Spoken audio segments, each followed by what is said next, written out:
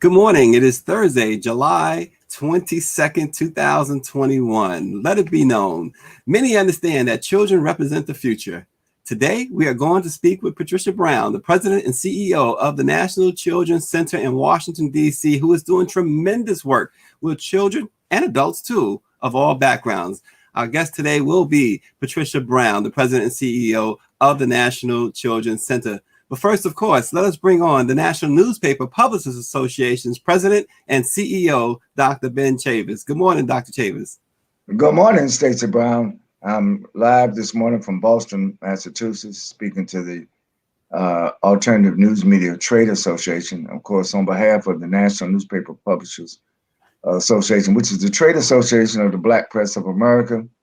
Karen Carter Richards, our distinguished chair, and 230 African-American owned newspapers and media companies all over the United States. We're very pleased to be a part of this special edition of Let It Be Known. And Dr. Chavis, so much is going on in the news. We need to get right to it. So many news topics this morning. And we're going to start out in Texas. What is going on in Texas? The Senate Bill 3 has passed.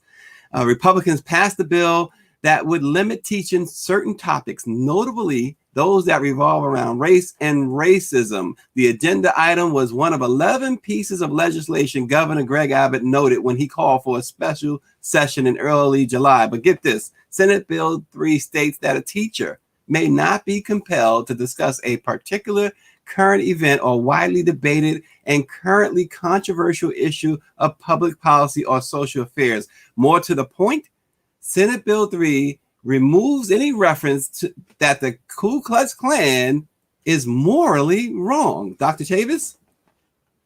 Well, again, it's a part of systemic racism, and that is why you have members of the state legislature from Texas, outside of Texas, to block this.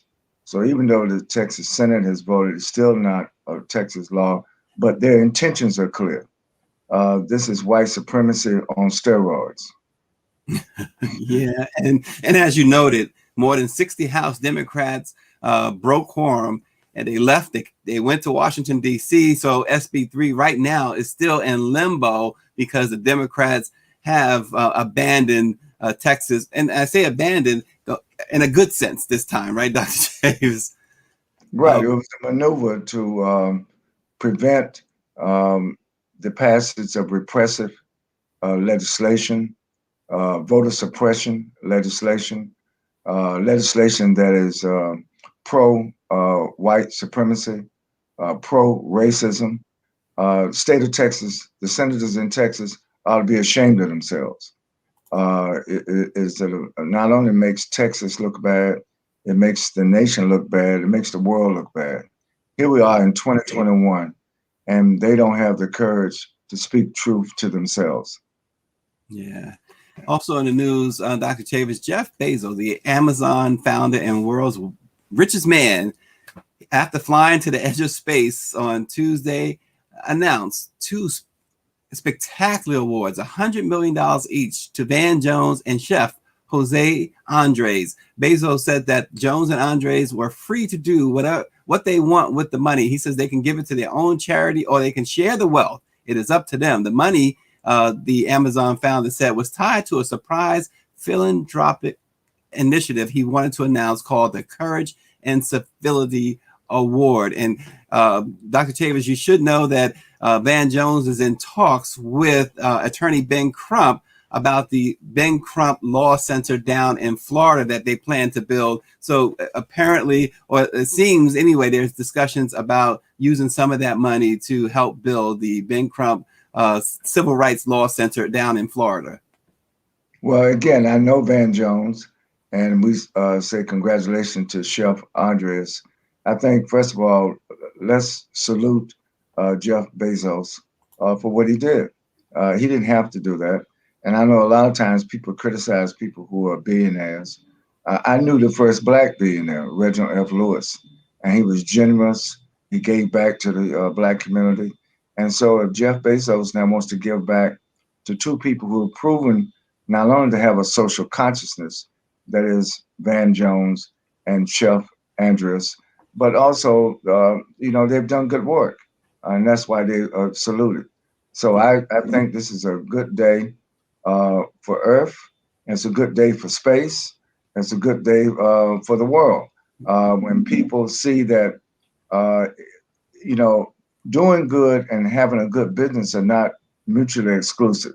In fact, I tell business people all the time, doing good is good for business. Yeah, absolutely.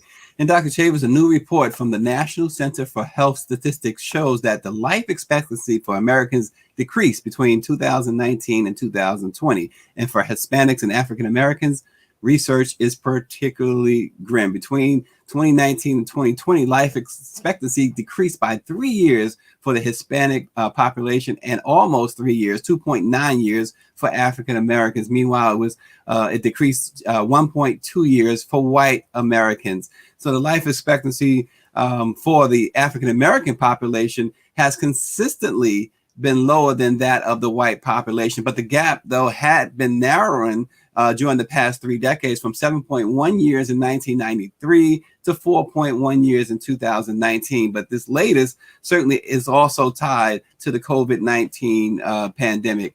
So we got a lot of work ahead. Medical science, doctors, everyone has a lot of work ahead of them, Dr. Chavis. Absolutely. But again, this is because of COVID-19. It's because of the pandemic, but also, Stacey, it's because of the pre-existing health conditions in Black America before COVID hit. And I think that we have to pay attention that this virus, particularly the Delta 3 variant now, is running rampant all over America, all 50 states, and again, disproportionately impacting Black America. And that is why we in the Black press, we have to continue to sound the alarm. People should still wear their masks. People should still wash their hands. And if you decide to get vaccinated, you should go ahead and do it, because you have to protect yourselves from this deadly virus. And this is intergenerational. A lot of young people now are passing away because of exposure to the coronavirus, particularly the Delta variant.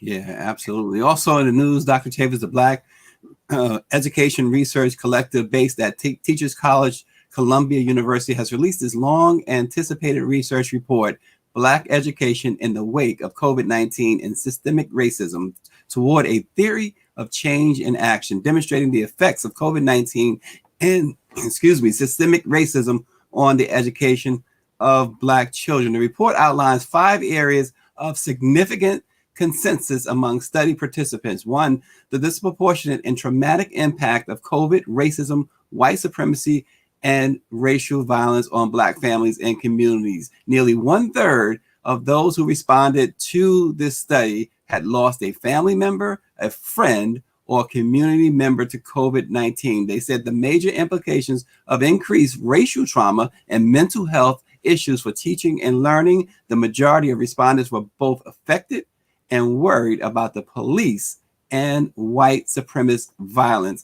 So this report, Dr. Chavis, all of this you can read about at blackpressusa.com and many of our member newspapers across the nation. But it's really a very, very, they delved in real deep for this report.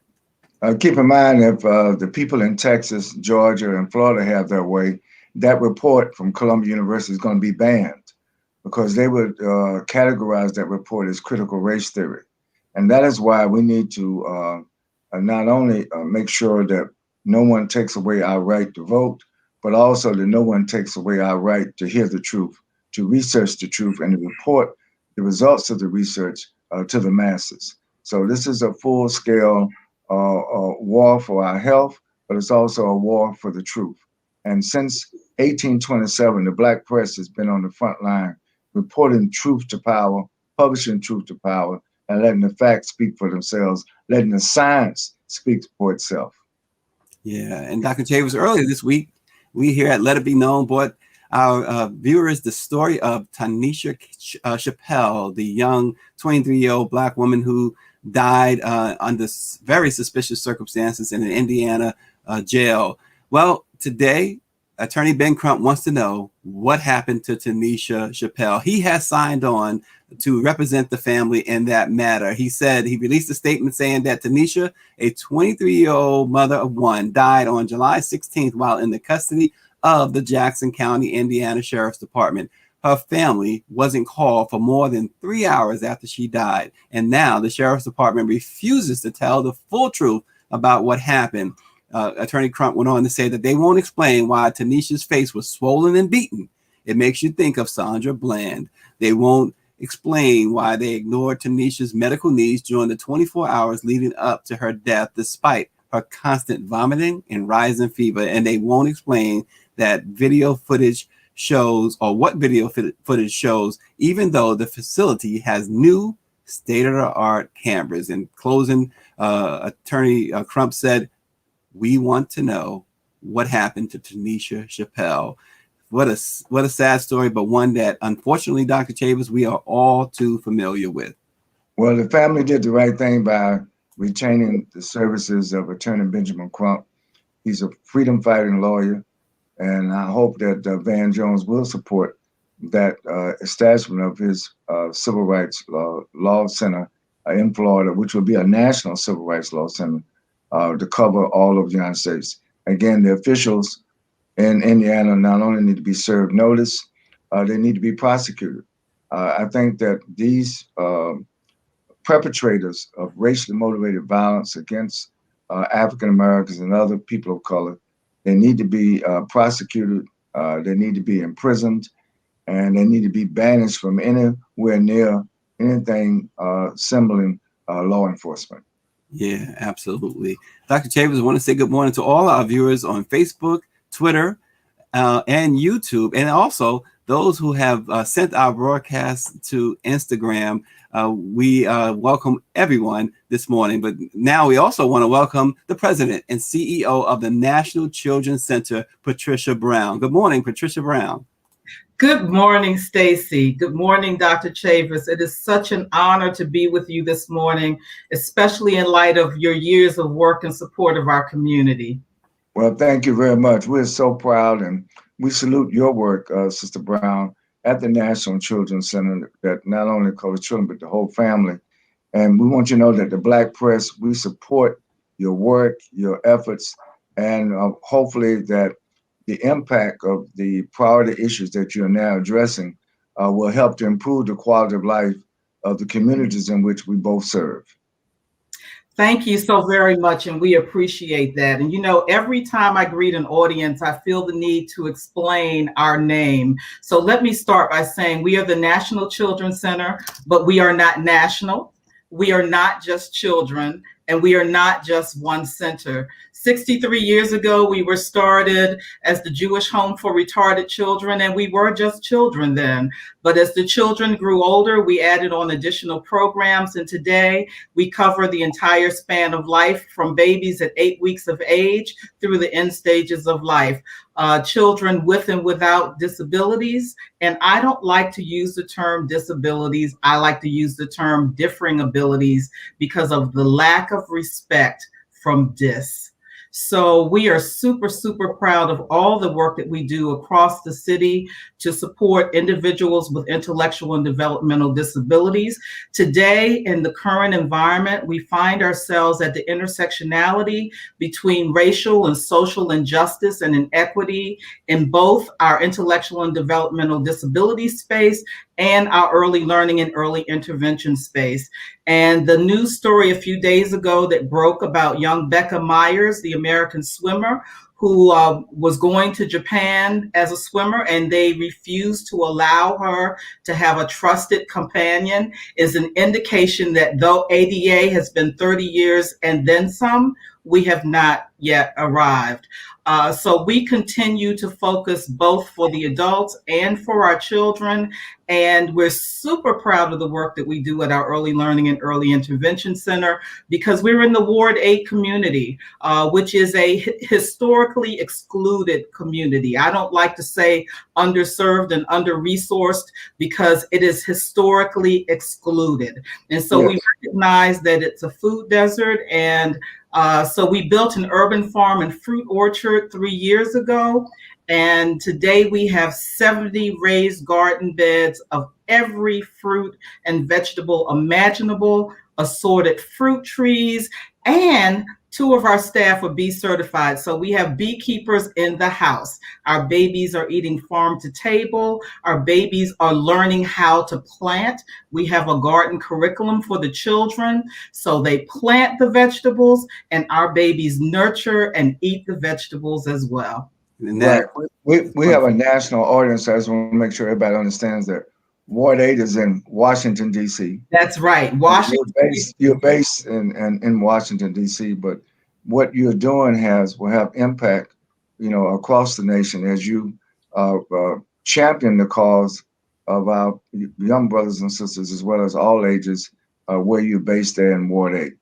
Yes, absolutely. Absolutely. Go ahead, Stacey. I just want to make sure everybody understood that this is in Washington, D.C. Absolutely. And Ward 8, Patricia Browne, as you well know, one of our newspapers is there, the Washington Informer. Yeah, right there in Ward 8 as well. But the center, you have so many community-based services, including early learning centers, schools, transition services, adult vocation services. It goes on and on. Residential programs. It's benefited so many people. Can you talk about that and how how the center has been able to evolve? As you said, you started out years ago with one focus, but how have you been able to evolve, and what's been the challenge?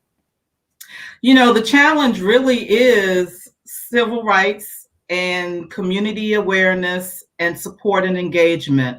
63 years ago, when we were founded, it was because the institutions were treating people with developmental and intellectual disabilities horribly. So they created programs like ours, and we moved into the community. And there's actually civil rights legislation called the Olmstead Act that says that individuals with intellectual and developmental disabilities should be fully integrated into the community. Well, we moved into the community. The people come to the facility, but they never really became a part of the community. And so that is what our work is today, to get our individuals out in the community. And if they want to do Zumba, they do a Zumba class, but it's not a Zumba class for people with disabilities. It's a Zumba class for anybody that wants to join, and you do what you can do. I know when I do yoga, I truly do what I can do, and there's not a whole lot. So we want to make sure that everybody has an opportunity to explore things that are of interest to them and to enjoy and participate and be active citizens in the community. And you mentioned something I think is so important. You mentioned about the children growing the vegetables. And you said something to us before we went live about what that translates to. Talk about that too, because that's extremely important. So we started out with this plot of grass that was on our property. We have this beautiful 75,000 square foot property that sits on close to 4 acres of land. And we had this empty plot of grass. And I used to walk through the building and say, oh, we should have organic vegetables. And one day we connected with someone from the ARC on Mississippi Avenue. We're actually a part of Mayor Bowser's bridges, building bridges across the river. And they sent a professor from UDC over, and she actually mapped out what that plot of grass could look like and designed what raised beds would look like and how many we could build. And so we actually took the saws and sawed the wood and took the wheelbarrows and brought in organic soil. We had hundreds of volunteers to help us to build it because we wanted to be sure that we had healthy food options for our families and for the community. We know that the brain develops between 0 and 3 years of age. We also understand that the gut develops between 0 and 5 years of age. So the investment that we make in the lives of the children that we support really takes us into the next generation. And we like to say that we're child-centered and family-focused because we've also learned over the years that it is not enough to address the needs of the child. We must look at the child holistically and address the needs of the family as well. So we are child-centered and family-focused. We have programs around nutritional health. We've had several programs around the COVID variant and the vaccine and the virus and how to be healthy and safe. And so all of those things are important. But I have to tell you, the coolest day that we have experienced for me was the day that we harvested our first batch of honey. Our 2 beekeepers on staff put on their beekeeper suits and they marched out to the garden like astronauts, and they smoked the bees to calm them down and then opened the trays to pull out the trays with the honey. The babies watched the whole process. They said, Miss Rosie, what are you doing? And so they put the trays into plastic containers and marched through the loading dock into the kitchen. Didn't want to go through the building because the bees are still on the trays. And they took the trays out and we scraped the honeycomb off the layer of the tray. We had the babies scrape the honeycomb off the layer of the tray, and the honey just oozed out. And then we put the trays into extractors, and we actually took one of the babies and we put him on a ladder, and we thought we were staging a photo opportunity. And the young man just started churning, and he was actually doing the work. And so he was extracting the honey from the trays, and they watched the honey come out, and then we poured it into containers. And the best thing of all was to taste. It is the best tasting raw honey I have ever had. And it was just such a pleasure because the babies have watched the bees. When we first got them, I said, oh, bees and babies, that's not a good combination. But the bees and the babies have done well. And now we have honey, which we know is great for the immune system and has many, many health properties. So we are super excited. But the day that we harvested our first batch of honey was pretty cool. But I have to tell you a funny story. When we first got our bees, we had 2 queen bees that were not from the colony, and the worker bees immediately killed the queen bees. And we said, oh my God, we'll never get honey. They keep killing the queen. And so we figured out, because the queen wasn't from their neighborhood, they said, no, you're not staying here because you're not one of us. And so when we got the new box of bees, we made sure that the queen was from the same colony. And so the bees thrived and we produced honey this year. Well, a few days later, one of the queen bees decided that she was going to take some honey with her and fly the coop and take some bees too. So the queen sucked up some of the honey that we left in the trays, because you leave honey in the trays so that the bees can feed during the winter, and their winter starts in August. She sucked up the honey, convinced a few bees to go with her, and they swarmed up in the tree. And we knew she had the honey because her belly was just fat. And so we tried to capture the swarm and put them back in the box. And when the bee squad came, they took off and ran. But we still have another queen, and we have a new generation of bees. So we are excited about the future honey for our Ward 8 location. Absolutely. Dr. Chavis, it sounds like a lot of agriculture and everything else going on at that center.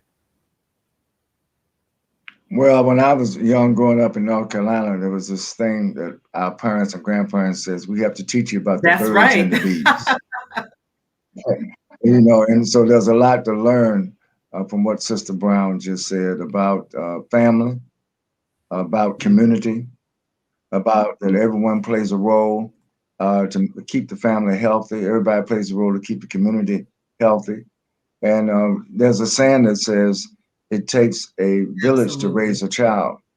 But listening to Sister Browne, it also takes a healthy child, a committed child, a supported child, a loved child to raise the village. Yeah, absolutely. And food is the great equalizer. I once heard a young sister named Asha Walker say that the members of our community are stuffed but starving, stuffed with carbs and sodium and sugars that are not good for you, and starving for all of the healthy ingredients that come from eating healthy food options. And that's why we started doing cooking classes, because initially we have this beautiful Swiss chart and we were trying to give it away and nobody wanted the Swiss chart. And we figured out it was because they didn't know what it was. So our chef took the Swiss chart back in the kitchen and stir fried it and brought it out and started giving out samples.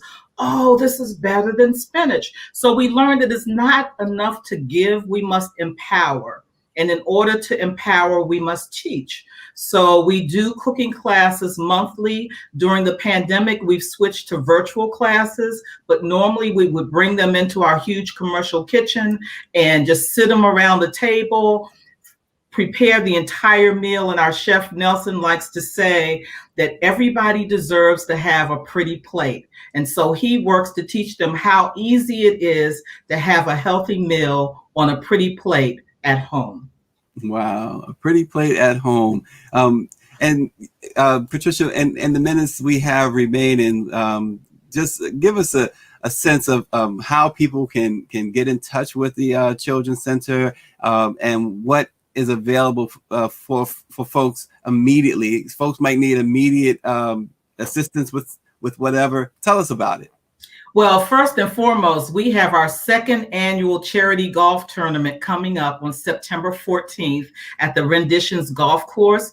We still have a few sponsorship opportunities and lots of opportunity for foursomes.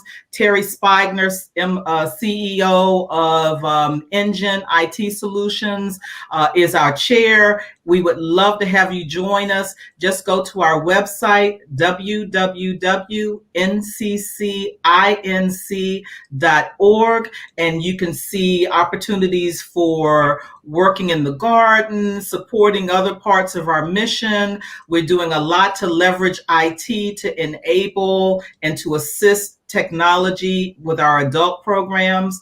Lots and lots of opportunities. Just visit us again at www.nccinc.org. We would love to have you come for a visit. We would love to have your support.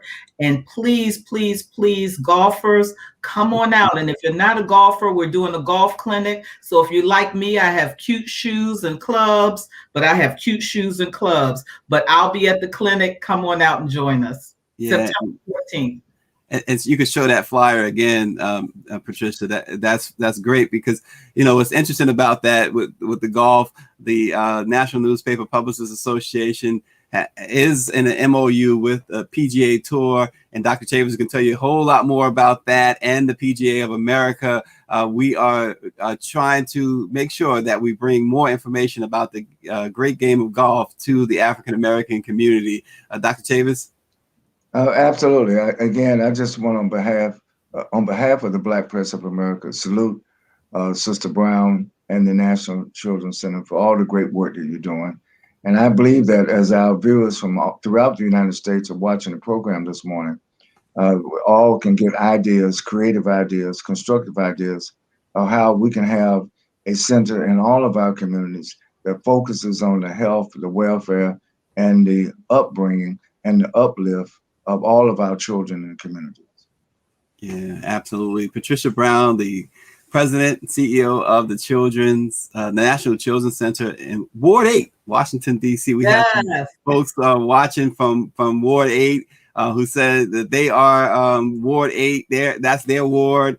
And on YouTube, Ross Mark says, "You are a true leader, Ms. Browne, doing amazing work in the community. It would be great to replicate initiatives to others across the country." Exactly what Dr. Chavis had mentioned there.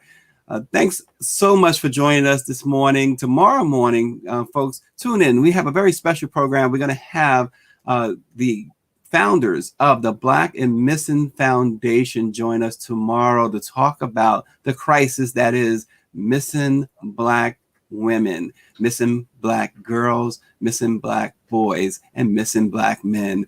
Not a lot has been done about that. The Black Press of America, the NNPA, has been doing a series for the last couple of years, Dr. Chavis, on missing people of color, because mainstream media has largely ignored it, and unfortunately, law enforcement has, for the most part, ignored the plight of missing people of color, and there are many. So tune in tomorrow for a very special Let It Be Known. And also watch the Chavis Chronicles every Sunday, and during the week, check your local listings. It's on PBS TV and PBS World, where you will receive and hear more Black news of note. Let it be known, children are likely to live up to what you believe of them. We will see you tomorrow.